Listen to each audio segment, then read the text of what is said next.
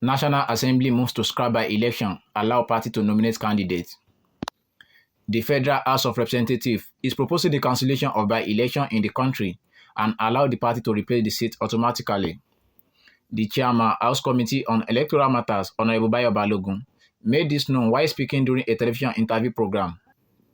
Honorable Balogun highlighted that the House is proposing giving the party that had earlier won the election the privilege to reorganize internal primary election and send the name of the winner to INEC for documentation and issuance of certificate of return.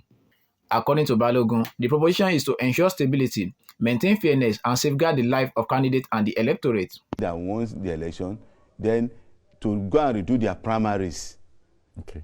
Then if the candidate, you do your primaries according to section 84 as stipulated in the Electoral Act, then the name of the winner will now be sent directly to INEC and a certificate of return issued for the person. So it will not be an internal issue for the party that owns the ticket.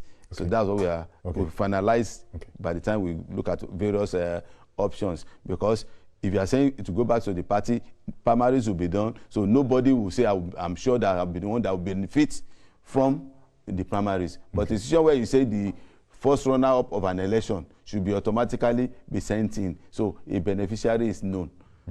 And you are putting the life of the winner at risk. Honorable Balogun added that the House is also contemplating on the modification of the election process by organizing just a day exercise contrary to the 2 days the country has been maintaining in the past in a bid to save cost, but cited the dynamism of the law as the key obstacle blocking the materialization.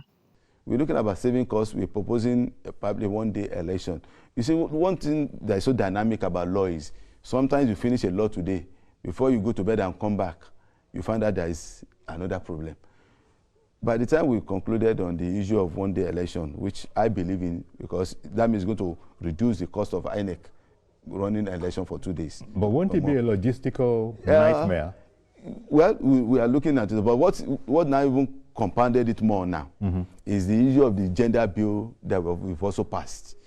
So it would have been 5 elections in one day, because the first one is going to be 3, the president, the Senate, and the rep, then the governor and the assembly on the second day.